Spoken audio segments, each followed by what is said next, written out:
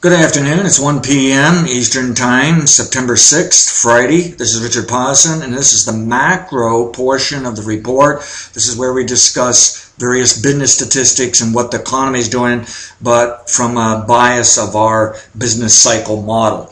Okay, we're looking at U.S. payroll employment, and I've traced out 9-year cycles that normally relate to low payroll employment and relate to recessions, and you can see that since the 2009 recession, the payroll employment has been rising. It still has not violated the high of the 2000s, so we still have some work to do, but indeed the trend is up, and we're forecasting a trend to be up to just about near the end of this decade. Now, this is weekly U.S. jobless claims converted to a yearly bar chart, annual bar chart, and basically we've applied our cycles, and we believe it was a 9-year, possibly 27, maybe even larger cycles, but at any rate, we think the trend is down towards the end of this decade for a 9-year cycle bottom, and so we're going to see less jobless claims. The trend actually starting to speed down as it should.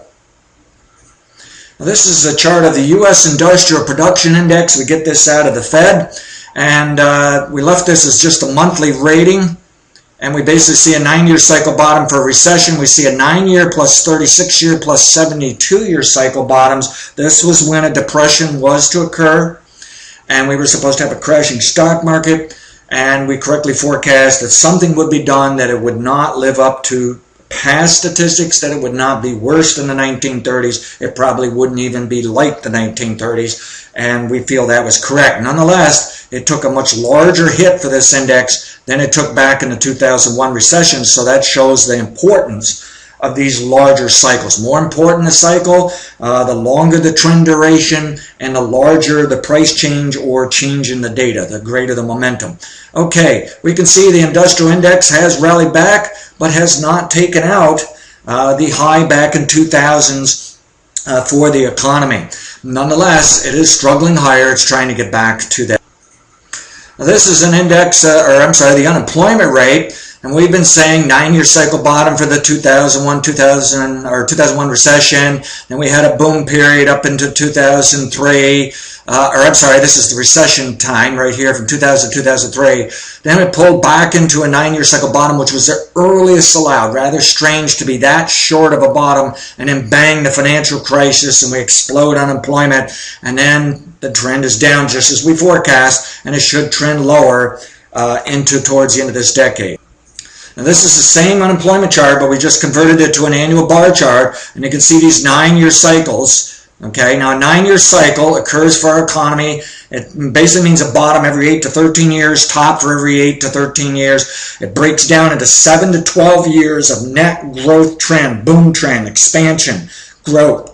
Then it flips the other way for about 1 to 3 years of slowdown, contraction, recession. We just call it the recession trend. It could be called the bust trend.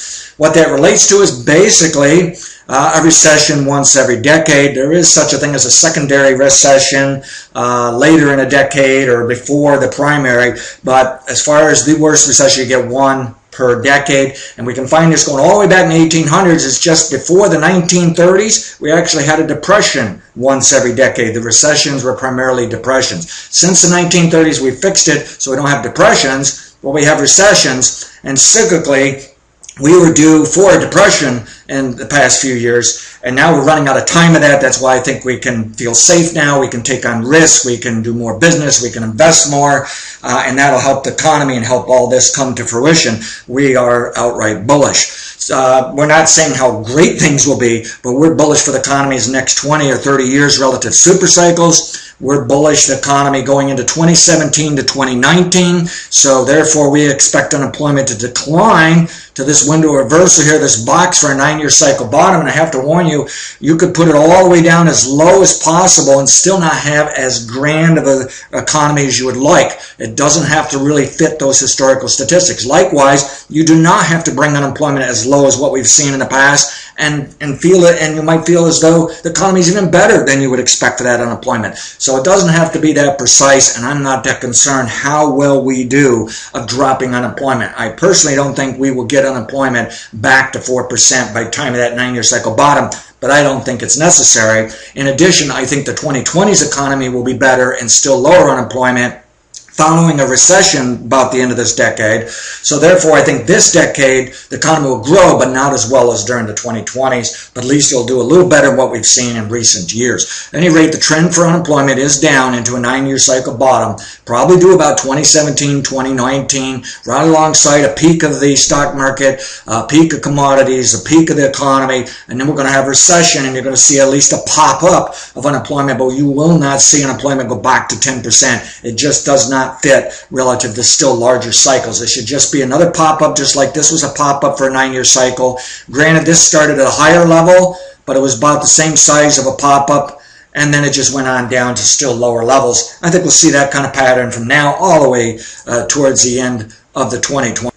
Okay, now this chart is the PMI, the Procurement Manufacturer Index, and it's the one that is published by the ISM. I also follow one published by Market Economics. HSBC Bank, I believe, is involved in that as well. But we've used the ISM for many, many years, and we're currently staying with it, but we do look at some of the other versions of PMI.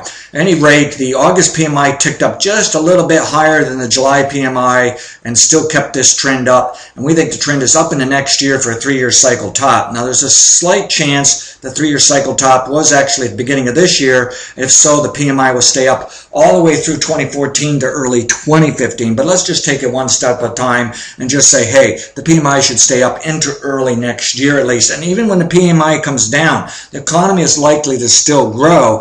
It's just the PMI is more of a rate of change study, so it's a sideways data set. And so the economy will continue to grow and can grow even larger and faster pace than what this indicator will state. It's always, or almost always, the fastest right after recession. And as you can see, we had to crash into the Great Recession, the financial crisis. But let's look at this explosion, okay?